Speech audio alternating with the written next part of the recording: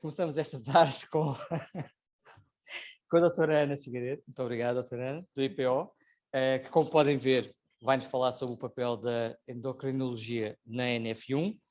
É algo bastante importante para todos nós, familiares ou pacientes, e, portanto, vou passar a palavra à doutora Ana e muito obrigado pela presença. Muito obrigada. Olá, boa tarde a todos. Então, o objetivo desta apresentação tem a ver com o facto que nos últimos anos temos verificado que as pessoas que têm neurofibromatose tipo 1 têm várias alterações endócrinas. Estas alterações endócrinas nas crianças levam a alterações a nível do crescimento e da puberdade, e nos adultos existem diferentes tumores endócrinos que podem surgir. E, portanto, é importante que as pessoas que têm neurofibromatose tipo 1 e os clínicos que as seguem, que estejam cientes destas alterações e que as saibam reconhecer o mais cedo possível para poderem ser tratadas. Mas então, o que é que são alterações endócrinas? Então, são alterações hormonais que podem surgir por lesão dos órgãos endócrinos, ou seja, os órgãos endócrinos são glândulas que existem no nosso organismo e que produzem hormonas que são libertadas para todas as partes do corpo, e nós temos vários órgãos endócrinos. Portanto, temos a hipófise, que é uma pequena glândula que se encontra no crânio, mais ou menos atrás do nariz. Temos a tireoide, a nível abdominal temos as glândulas suprarrenais e o pâncreas, e depois vamos ter o ovário nas mulheres e os testículos nos homens.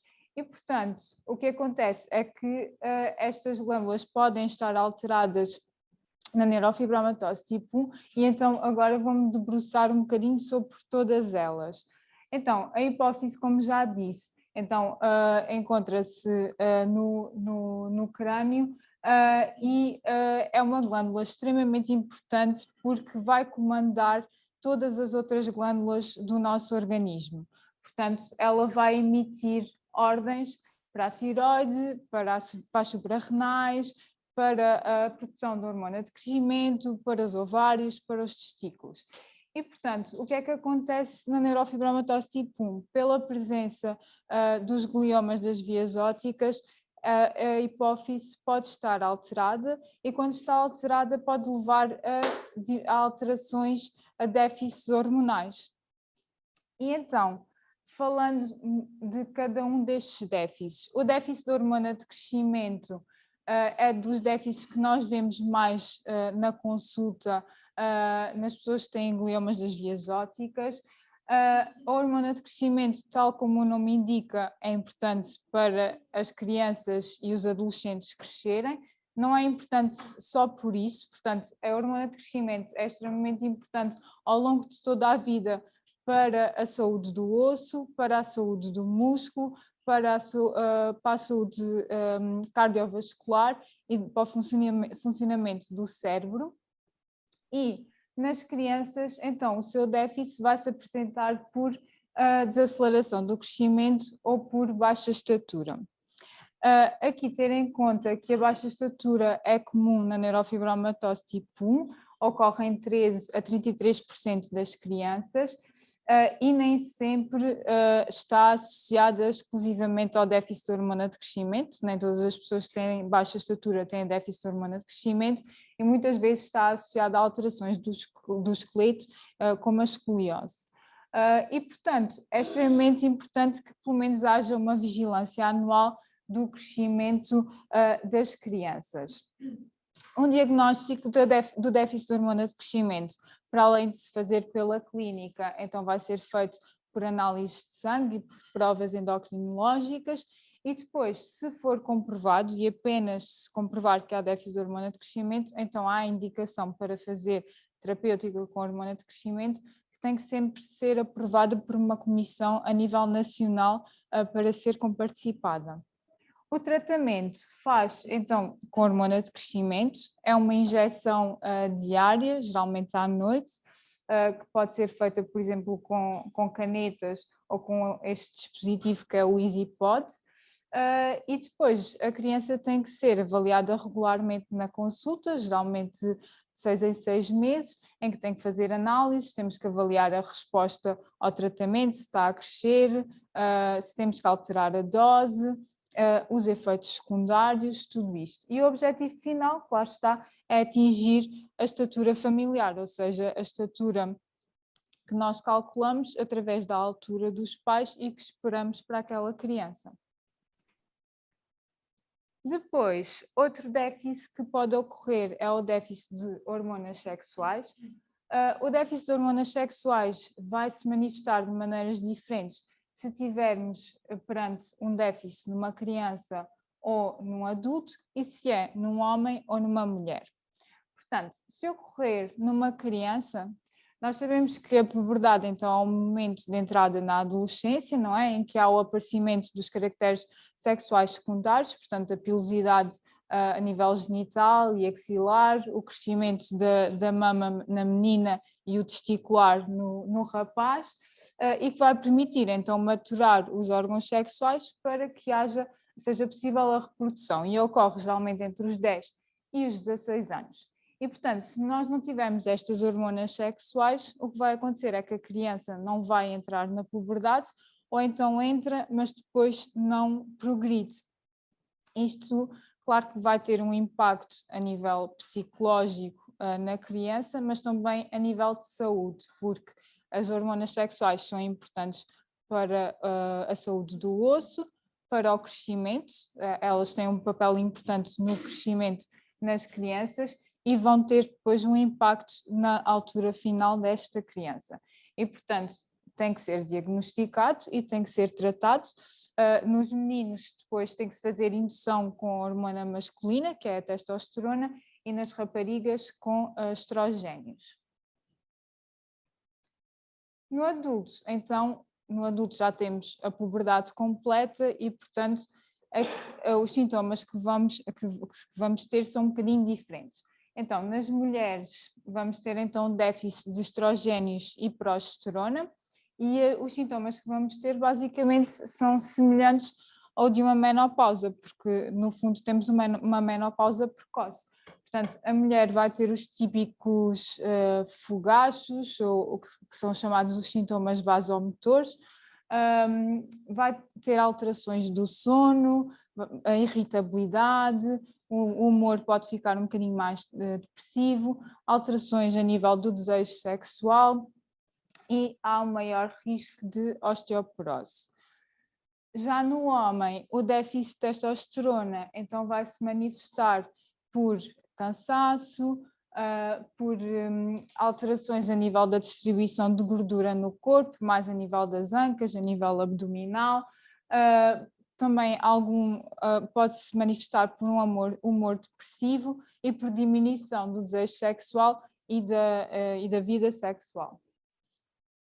E, portanto, o tratamento vai passar por repormos aquilo que está em falta. Portanto, na mulher existem várias opções em termos de tratamento e vai depender da mulher que temos à frente e também daquilo que ela acha que é mais prático para ela. Portanto, pode ser feito através de terapêutica oral, através de comprimidos, através de terapêutica transdérmica ou até através de dispositivos intrauterinos. No homem, as opções, não há assim tantas opções, geralmente o que nós fazemos é testosterona que é injetável, geralmente uma vez por mês, também pode ser feita de 3 em 3 meses, em algumas formulações, e existem alguns géis de testosterona, mas que não são tão utilizados. E pronto, já falámos então do déficit da hormona de crescimento, do déficit das hormonas sexuais, e agora vamos falar do déficit da hormona tiroideia. Portanto, mais uma vez, a hipófise comanda a tiroide, emite uma ordem à tiroide para ela funcionar. Se esta ordem não existir, então a tiroide não vai conseguir produzir hormonas tiroideias.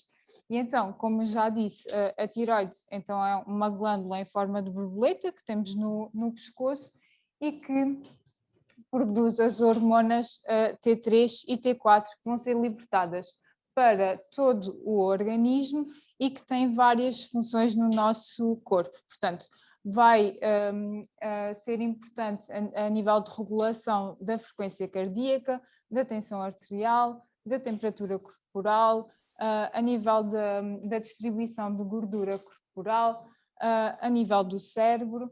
E, portanto, se nós não tivermos estas hormonas, vamos ter uma panóplia de sintomas, desde fadiga, pode haver algum aumento de peso mais à conta de algum edema ou de inchaço, sempre intolerância ao frio, portanto a sensação permanente de frio, obstipação, a mulher pode ter alterações a nível dos seus ciclos menstruais e o humor depressivo. E aqui é muito importante porque o déficit de hormona tiroideia nas crianças tem também um impacto grande a nível do crescimento. Portanto, uma criança que está a crescer muito bem e que de repente desacelera o crescimento, temos sempre que excluir o déficit de hormona de crescimento. Depois do diagnóstico ser feito através da clínica e através da análise, o tratamento é muito simples, portanto é com um comprimidinho de manhã em jejum e conseguimos estabilizar a função tiroideia. Por fim, temos então uma última hormona que pode estar afetada quando temos a hipófise afetada, que é o cortisol. Então, o cortisol é produzido por umas glândulas que são as suprarrenais, que estão a nível do nosso abdômen e, tal como o nome indica, estão acima do rim, existem duas, e que produzem várias hormonas, nomeadamente o cortisol. O cortisol é uma hormona do stress, ou seja, não só do stress do nosso dia-a-dia, de que estamos atrasados ou temos alguma coisa para fazer, mas também do stress ao nosso corpo, ou seja, nós quando estamos doentes, o cortisol é muito importante para que consigamos responder a esse agente agressor. E, portanto, quando há falta de cortisol, os sintomas são de fadiga, de tensão arterial baixa, que em situações agudas pode ser mesmo ameaçador de vida, falta de apetite, náuseas e vômitos, e também, às vezes, em casos crónicos, até pode ser, uma das manifestações pode ser um humor depressivo, e que muitas vezes se acha que é uma depressão. E o tratamento, então, é muito simples também, com reposição oral com corticoide, que é o que está em falta. E pronto, para resumir, então, quando temos um glioma das vias ópticas, às vezes, dependendo da localização e também dos tratamentos que são realizados, pode haver um déficit hormonal a nível hipofisário, não tem que haver obrigatoriamente, mas deve ser excluído. Aquilo que nós vemos mais na consulta, sem dúvida, é o déficit de hormonas de crescimento, mas temos sempre que excluir e às vezes existem déficits ao nível das outras hormonas. Depois, falando de outra situação que ocorre mais frequentemente na neurofibromatose tipo 1 do que na população geral, portanto, a puberdade precoce central. Então, o que é a puberdade precoce? É quando então a puberdade se inicia antes da altura normal de ela ocorrer na vida, portanto, antes dos 8 anos nas meninas e antes dos 9 anos nos meninos, e é mais prevalente nos meninos na neurofibromatose tipo 1, ao contrário da população geral, que é mais frequente nas raparigas, e mais uma vez também está mais associada à presença do glioma das vias ópticas, contudo já existem alguns casos descritos quando não há a presença deste tumor. E, portanto, aquilo que nós vamos ver é uma criança que começa com o aparecimento de pilosidade a nível dos genitais ou a nível axilar, o crescimento ou o aparecimento do botão mamário nas meninas ou o aumento do volume testicular nos rapazes. E o diagnóstico, para além de ser clínico, vamos ter sempre que avaliar a nível analítico, a nível de análise e Muitas vezes precisamos também de fazer uma radiografia ao punho para avaliar a idade óssea, que geralmente está avançada e poderá ser necessário então fazer ressonância de crânio. E o tratamento então vai passar por interrompermos esta puberdade até à fase normal dela acontecer. E faz com injeções também, geralmente de 2 em 2 meses ou de 3 em 3 meses. Outra situação que pode ocorrer na neurofibromatose tipo 1 é a ginecomastia, ou seja, é o aumento do tecido mamário no rapaz. Esta, quando ocorre na puberdade, muitas vezes é normal e tem a ver com as alterações hormonais que ocorrem na puberdade e depois acaba por desaparecer. Quando ocorre antes da puberdade, deve ser sempre estudada para excluir causas endocrinológicas e também terem atenção que na neurofibromatose pode ser não uma ginecomastia, mas um neurofibroma. O tratamento, a maioria das vezes, passa por vigilância, mas por vezes pode ser necessário fazer a cirurgia. E por fim, queria-vos falar de um tumor que também ocorre mais frequentemente, embora não seja frequente, mas ocorre mais frequentemente na neurofibromatose tipo 1, que é o feocromocitoma.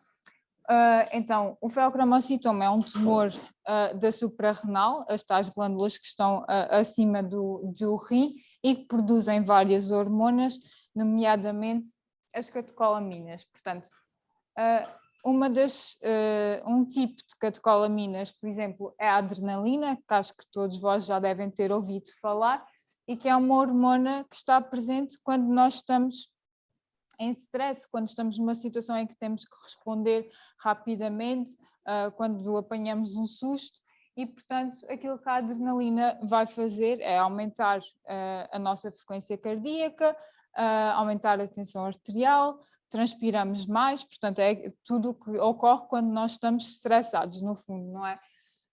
E portanto,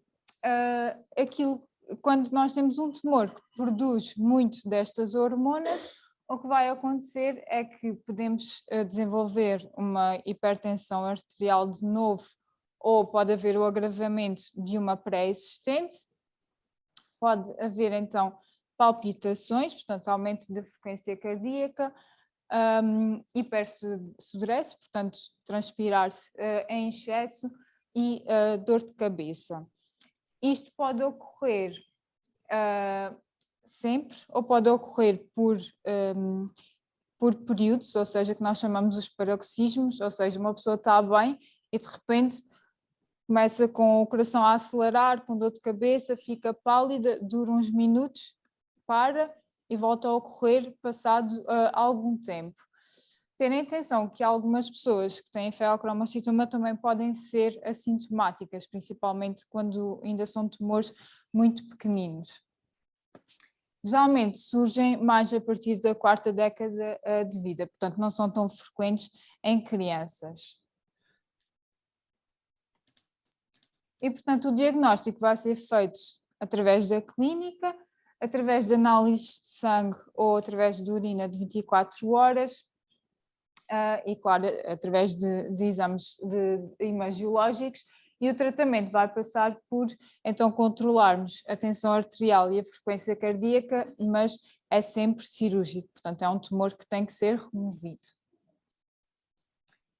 E pronto, posto isto, aquilo que também vos queria trazer nesta apresentação é a nossa experiência a nível do IPO de Lisboa, portanto nós temos a consulta de endocrinologia de reabilitação em que seguimos vários sobreviventes oncológicos e que mais recentemente passámos também a seguir então pessoas com neurofibromatose tipo 1, que geralmente são referenciadas pelo Dr. João Passos, pela neurologia, e vigiamos desde crianças a adultos. Claro que por norma damos mais prioridades a serem vistas mais depressa às crianças pelas tais alterações que podem ocorrer e ter impacto a nível do crescimento, não é? E terem atenção que esta referenciação deve ser sempre mais rápida quando há aqui então um diagnóstico de novo de hipertensão arterial, não é? Pelo risco de feocromocitoma, tem que ser escolhido, e no caso das crianças, a puberdade precoce e o atraso no crescimento.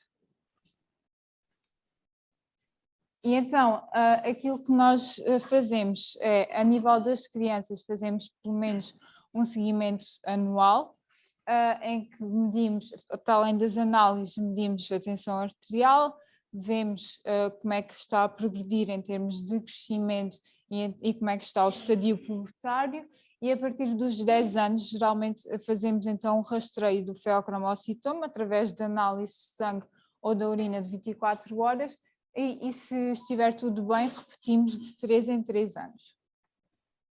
A nível dos adultos, se estivermos só em regime de vigilância, ou seja, não temos nenhuma alteração detectada, geralmente vigiamos de 2 em 2 anos, através de análise e através da avaliação da tensão arterial e da palpação cervical, e a partir dos 19 anos, como sabemos que o feocromocitoma acaba por ser mais comum nos adultos, passamos a fazer então a vigilância do feocromocitoma de 2 em 2 e não de 3 em 3 como nas crianças.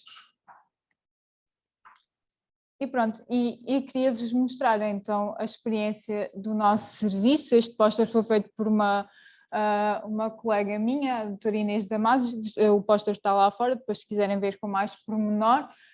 Mas então nós neste momento seguimos 152 pessoas com neurofibromatose tipo 1, a maioria, 62%, são crianças, e as alterações então realmente endócrinas que vimos que acontecem mais são as alterações a nível da hipófise, portanto o déficit de hormonas hipofisárias, que encontramos em 13% das pessoas.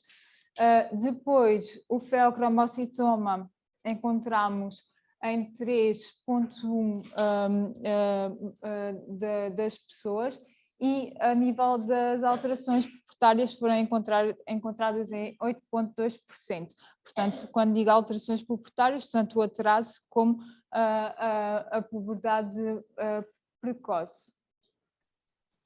E, portanto, as pessoas com neurofibromatose tipo 1 estão mais predispostas a desenvolver alterações endócrinas. Nas crianças, a baixa estatura e a puberdade precoce são as alterações mais comuns e, portanto, é extremamente importante que haja uma vigilância regular do crescimento e da puberdade, e todas as pessoas com neurofibromatose tipo 1 com diagnóstico de novo de hipertensão arterial devem ser avaliadas então para fazer exclusão do feocromocitoma.